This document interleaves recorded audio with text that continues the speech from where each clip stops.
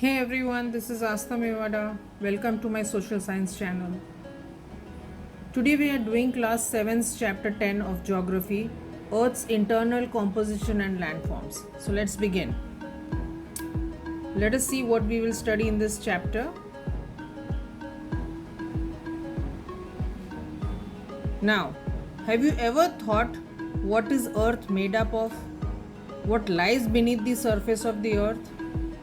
Well, the interior of the earth is more like an onion with several concentric layers one inside the other. The earth is made up of three main layers: the crust, the mantle, and the core. You can see the diagram. The thin outermost layer is called the crust, the innermost layer is called the core, and the part in between is called the mantle. Now the temperature, pressure and density increases as we move from the surface of the earth to the interior of the earth. The crust is the uppermost layer of the earth and it is the thinnest of the three layers, right? The crust is made up of again two layers. The upper crust, which makes up the continents and consists of mainly silica and aluminium, and hence called Sial. Okay, whereas the lower crust is a continuous layer of denser rock that makes up the ocean floor and is made up of minerals like silica, iron and magnesium, and therefore is called Sima. Now the crust varies in thickness from just around 5 to 7 kilometers under the oceans and 35 to 70 kilometers under the continents. The mantle is situated just below the crust and is about 2900 kilometers thick. It consists of minerals like silica, iron, magnesium, aluminium and silicon.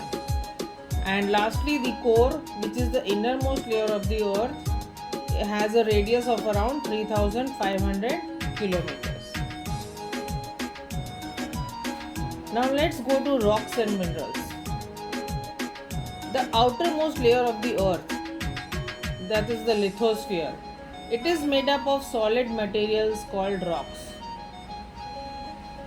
Rocks are made up of substances formed by one or more minerals which naturally occur on Earth's surface. Rocks vary in their mineral content, color, size and texture. The formation process of rocks begins with the weathering or breaking down of the exposed rocks into smaller fragments. Through the process of erosion, these fragments are removed from their source and transported by wind, water, ice or biological activity into a new location. We will study each of these in detail in the later part of the video. We now move on to the types of rocks. The three main types of rocks are igneous rocks, sedimentary rocks and metamorphic rocks. Let's understand each one of them. Let us take the first, igneous rocks. The hot lava that flows out during volcanic eruptions cools down, solidifies over a period of time and forms igneous rocks. This is how igneous rocks are formed. These are of two types, that is intrusive rocks and extrusive rocks. Primary rocks formed on the surface of the earth are called extrusive rocks. They have fine grained structure. Basalt is an example you can see in the picture. Whereas magma that gets trapped in veins deep inside the earth cools down over a long period of time and forms rocks. These are called intrusive rocks. They have large grains. An example here is of granite. Let's move on to sedimentary rocks. Over a period of several thousands of years, sediments are carried by agents like water, ice, wind and sea and are deposited in layers over the earth, one over the other. These may contain fragmented rock materials, microorganisms or plant and animal remains. Okay. As the deposition of sediments builds up one over the other, the pressure exerted by the upper layers squeezes the sediments into layered rocks called sedimentary rocks. You can see the clearly demarcated layers in the picture. Next, we have metamorphic rocks. Under conditions of intense heat and pressure, the existing rocks, they change completely into a new kind of rock. These are known as metamorphic rocks. For example, clay changes into slate, limestone into marble, and coal into diamonds. Now let us go to rock cycle. One type of rock changes to another type under certain conditions in a cyclic manner. This process of transformation of rocks is called rock cycle. You have already learned that when the molten magma cools down, it solidifies to become igneous rocks. Again, these igneous rocks are broken down into smaller particles that are transported and deposited to form sedimentary rocks. When the igneous and sedimentary rocks are subjected to heat and pressure, again they change into metamorphic rocks. So this is the rock cycle.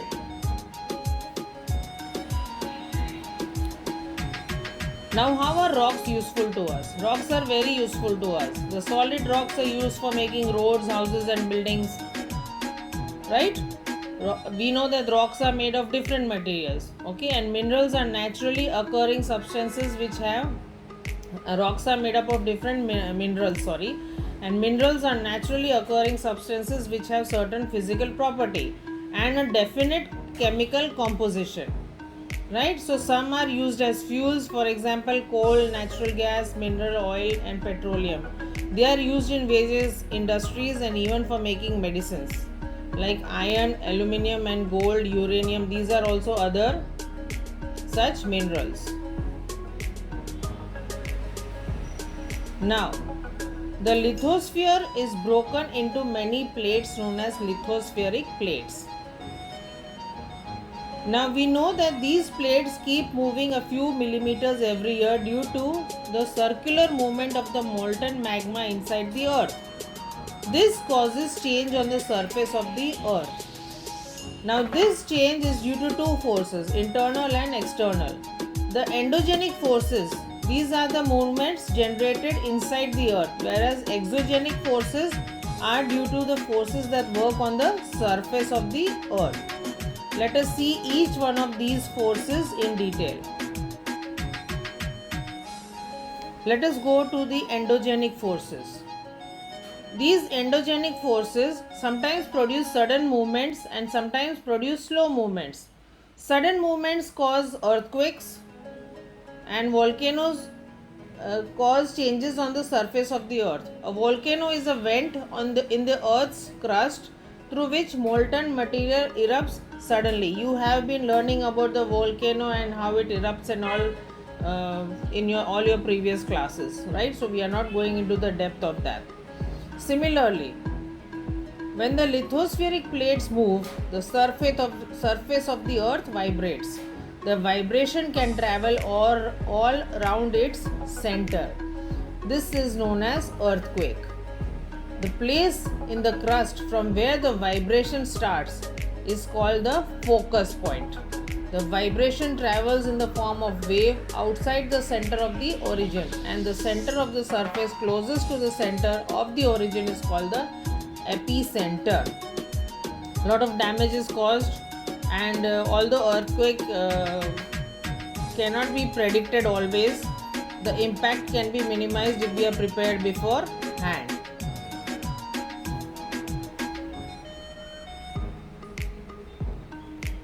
So that was endogenic forces. Now let us understand the exogenic forces, where we will see the meaning of weathering and deposition first.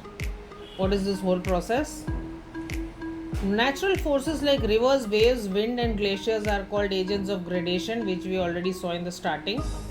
Their erosional activity degrades the land, and depositional activity builds up the land. That is, whatever these agents of gradation, that is wind, waves, river, they all carry these uh, minerals, and they move. The land is degraded and this moves and is deposited somewhere else. In this process, the features of land undergo changes. Before we see each agent of gradation, let us understand what is weathering. Weathering is the breaking up of rock material on the surface of the earth due to exposure to the atmosphere. The process of further disintegration and removal of weathering material by the agents of gradation is again called erosion, and the eroded material is when it is transported by the agents and deposited in a different place. This whole cycle of erosion, transportation and deposition creates different types of landforms. So this is how landforms are formed.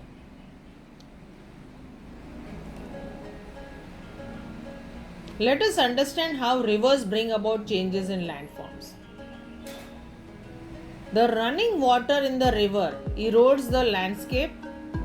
When the river straightly tumbles at a steep angle over very hard rocks or down a valley, it forms a waterfall. You can see in the picture.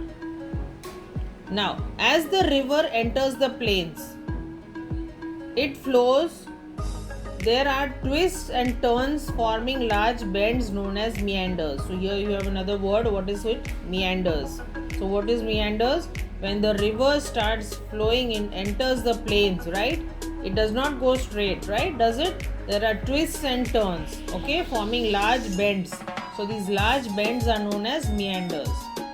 Due to the continuous erosion and deposition along the sides of the meander, the ends of the meander loop come closer and almost assume the shape of a horseshoe or a circle, right? So as they keep moving, as the river keeps moving, right, erosion and deposition keeps going on, right? And the sides of the meander, they keep changing. The ends of the meander loop come closer and closer and almost assume the shape of a horseshoe or a circle. In this condition, when the river gets flooded due to deposition, land between the meander loops gets cut off. So sometimes when there is a flood, this loop that is there, that gets cut off from the river that is flowing, okay, and it leaves a long path and takes a straight path. The water remains in the abandoned cylindrical part of the river called the Oxbow Lake. So when this loop that was formed due to floods, it got cut off from the river that was coming straight, right? That is known as the Oxbow Lake. Sometimes the river seems to flow out of its bank.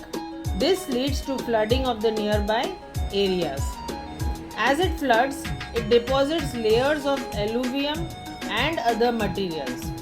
Landform formed due to this deposition is called floodplain. Here is a new word, floodplain.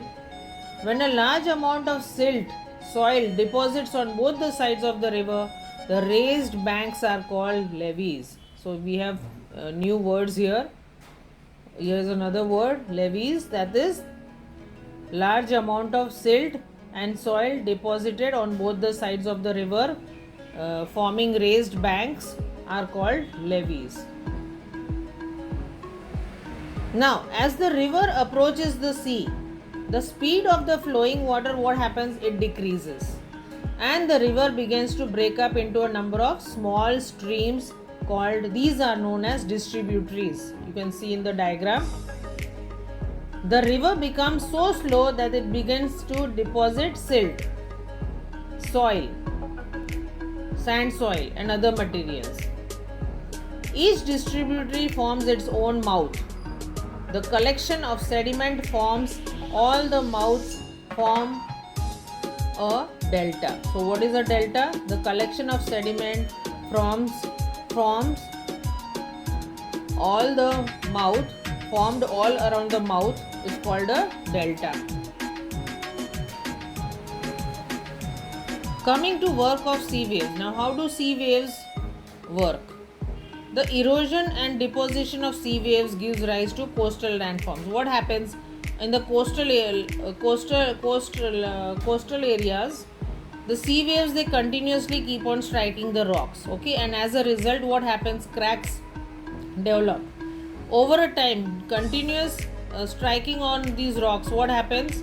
Over a time, they become larger and wider, and this is known as a sea cave. You can see in the picture.